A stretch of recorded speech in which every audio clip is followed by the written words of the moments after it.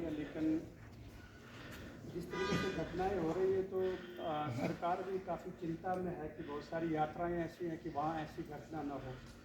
तो सरकार तो अपनी तरफ से कर ही रही है, एडमिनिस्ट्रेशन प्रशासन सब लगा हुआ है, लेकिन अभी भी बहुत सारे फ़ोन ऐसे आ रहे हैं कि भाई समाज में भी जो कोई बुद्धिजीवी हैं आपस में बैठकर आप ऐसा करें कि इस तरीके से हम यात्रा में जाएं जहां एनडीआरएफ या बाकी जो एडवाइजरी सरकार की तरफ से उसको हम फॉलो करें। जैसे अभी कैलाश यात्रा चलने वाली है, मनमेष यात्रा तो आज जो थी उसको आज ही स्थगित किया है क्योंकि वो जो बॉर्डर में हुआ है, लेकिन अभी 23 को ही सारी जाएंगी और वहाँ पर भी शायद जो एक मृत्यु हुई है एक श्रद्धालु की मनमेष में, वहाँ पर भी यात्रा रोकी गई है।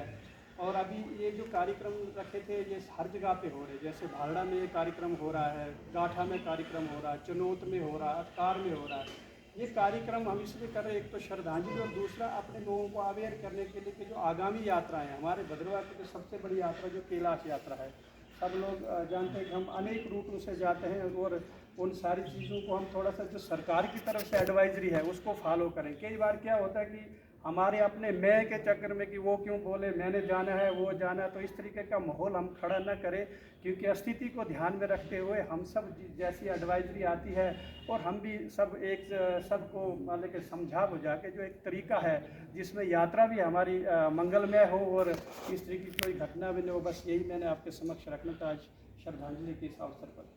अभी जो अभी उन्होंने कहा है कि अभी बैठ के ये करेंगे, शायद आपातकाल थोड़ा सा सरकार बैठ हुई, प्रशासन के लोग बैठेंगे, मगर उन्होंने कहा कि भाई पहले आज आपके कार्यक्रम में पहले अपने लोगों को ये चीज़ कहें कि जो भी एडवाइजरी आए कृपया उसको फॉलो करें।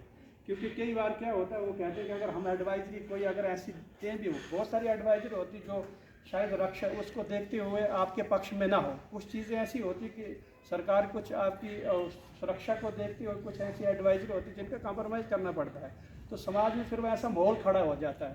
इसलिए उन्होंने कहा कि जहाँ भी कार्यक्रम है आप सबको कहो कि भाई जो भी प्रशासन की ओर से एडवाइजरी निकलेगी अपना मैं को थोड़ा हम घर रखें, भगवान का सारा वो करके उसको फॉलो करें और अपनी यात्रा जो है मंगलमय बनाएं। तो अभी उसके बाद हम सब विचार करेंगे, जो भी वहाँ से एडवाइजरी आएगी फिर जो मुखिया लोग हैं, जो वरिष्ठ लोग हैं समाज के, फिर हम बैठेंगे कैलाश को लेकर और फिर जो भी एडवाइजरी आएगी वो सब तक पहुँच जाएगी। क्योंकि आज ग्रुप के माध्यम से और सारी चीज़ें तो हम सबको करना पड़ेगा, क्योंकि हमारी जिम्मेवारी है, सब सरकारें नहीं करती हैं, हमको भी अपनी जिम्मेवारी है समाज के लिए, हमको क्या करना है, यात्रा हमारी मंगलमय कैसे हो, बस यही मैंने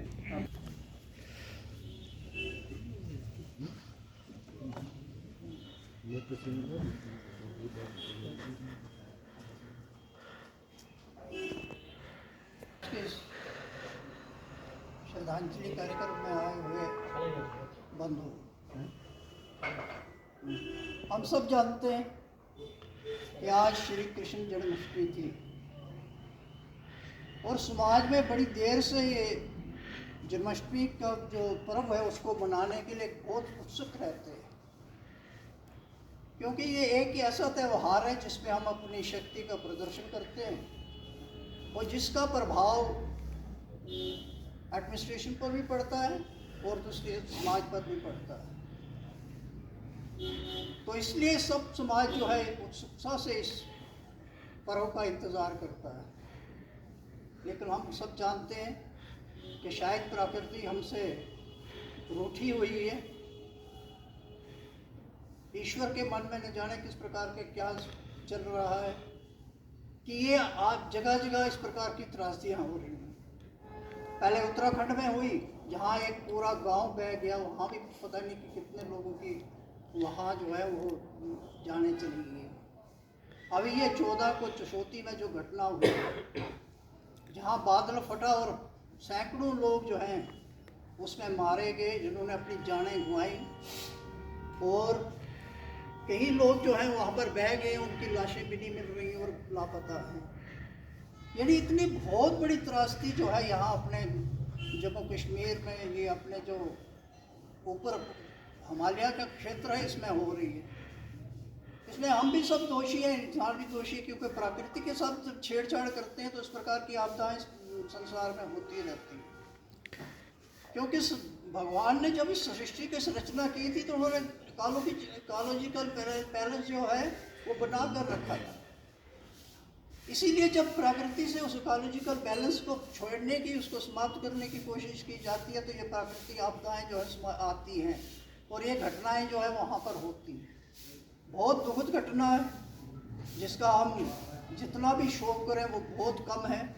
कई घरों के, सैकड़ों घरों के परिवार चले गए हैं, कईयों के 2-3 सदस्य चले गए हैं, बच्चा बचा है, माँ बाप चले गए हैं, किसी की बहन गई है, किसी का भाई गया है। इस प्रकार की त्रासदी अपने समाज में, हर जम्मू कश्मीर में, यहाँ का हर घर इस प्रकार से दुखी है। तो मैं समझता हूँ कि ये भगवान की इच्छा होती है इस प्रकार का। वो मुझे महाभारत की एक घटना याद आती है, शायद आप लोगों ने सब सुनी होगी, मैंने शायद सुनाई होगी पहले भी। बर्बरीक की घटना। बर्बरीक जो था वो घटोत्कच का पोता था। जब महाभारत का युद्ध शुरू हुआ तो वो भी महाभारत के युद्ध में सम्मिलित होने के लिए जा रहा था। रास्ते में श्री कृष्ण जी मिल गए। श्री कृष्ण जी ने मिले, अब पूछा आप कहाँ जा रहे हो? तो बर्बरीक ने कहा कि मैं युद्ध में शामिल होने के लिए जा रहा हूँ। उन्होंने पूछा आप किस पक्ष से लड़ोगे? और उसने जवाब दिया कि मैं उस पक्ष से लड़ूंगा जो कमज़ोर हो जाए, जो हारने लगे, मैं उस पक्ष से लड़ूंगा। श्री कृष्ण जी ने कहा तो इससे तो युद्ध का निर्णय निकलने वाला नहीं, क्योंकि एक पक्ष कमज़ोर पड़ेगा तो बर्बरीक उस तरफ जाएगा और वो जीतने लगेगा, दूसरा पक्ष कमज़ोर पड़ेगा तो वो उस तरफ जाएगा। ऐसे तो युद्ध पता नहीं कब तक चलता रहेगा। फिर श्री कृष्ण ने कहा अपनी शक्ति की दिखाओ, प्रदर्शन करो।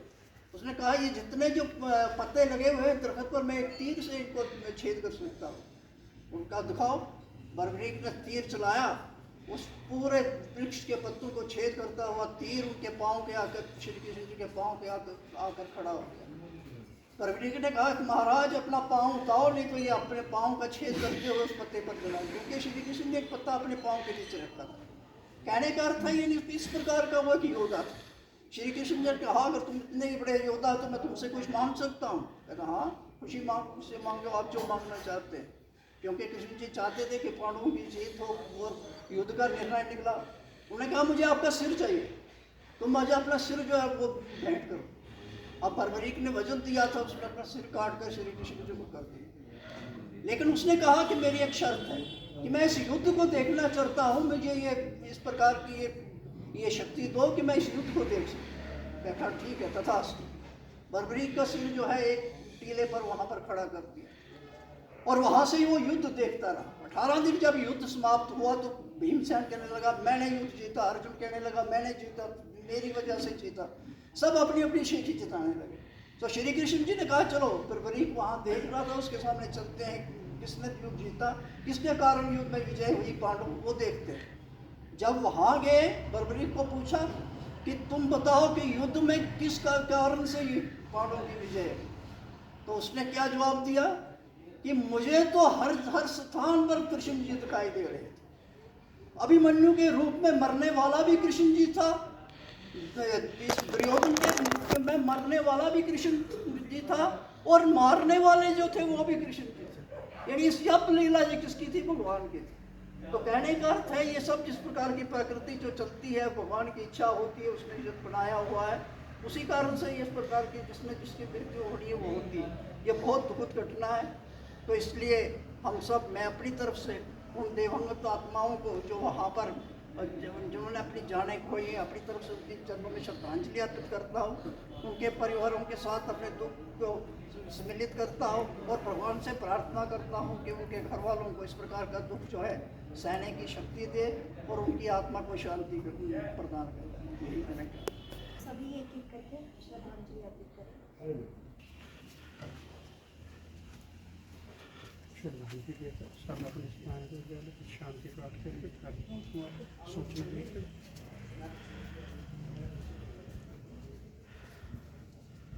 श्रद्धांजलि देकर सभी लोग अपने स्थान पर वापस चले जाएंगे। उसके बाद शांति पीठ होगा और उसके बाद आप लोग यहाँ से प्रस्थान कर सकते हैं। धन्यवाद।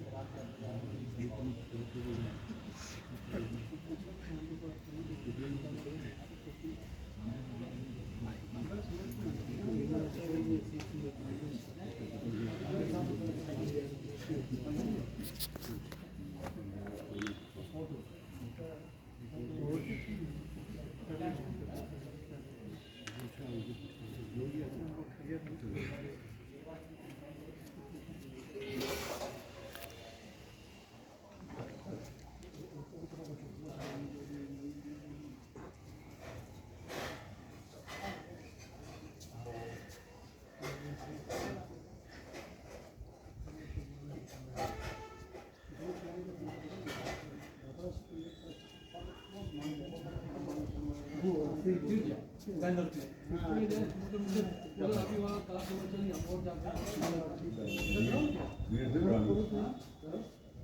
एक तरह यहाँ से कोई सामान का जब आप निकलोगे ना कोई सुनो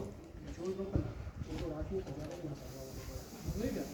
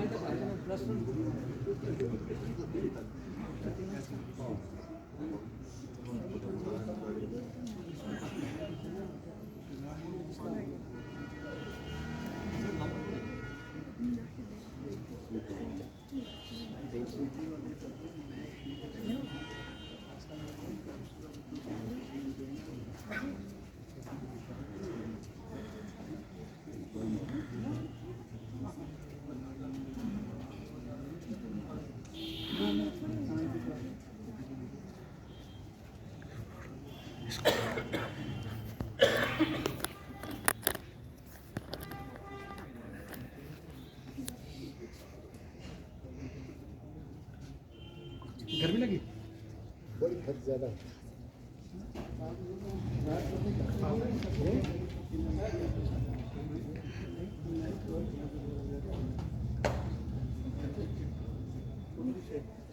सामूहिक करेंगे ना वहाँ से शुरू करेंगे आप बोलने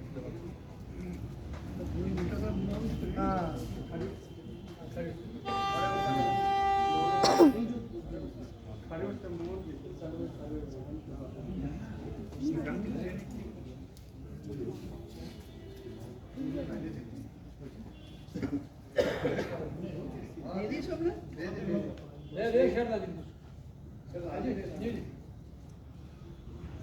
सभी लोग अपने स्थान पर खड़े होंगे मौन लेंगे और उसके बाद रिपोर्टर के पास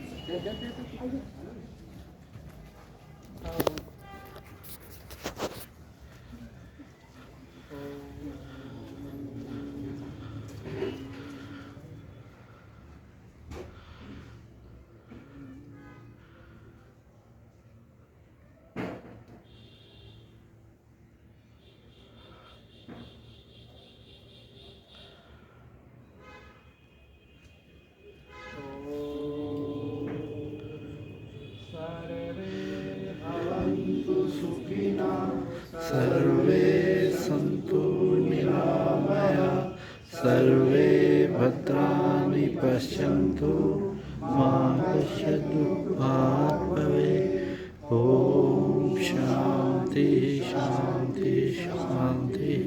बोलो सच्चिदानंद भगवान की जय, भारत माता की जय, गौ माता की जय, गंगा माता की जय, श्री राम जन्मभूमि की जय, श्री कृष्ण जन्मभूमि की जय, काशी विश्वनाथ की जय, पवन सुत हनुमान की जय, बोलो भाई सब संतों की जय, बोलो भाई सब भक्तों की जय, धर्म की जय हो, धर्म का नाश हो, में विश्व का कल्याण, भगवान सत्या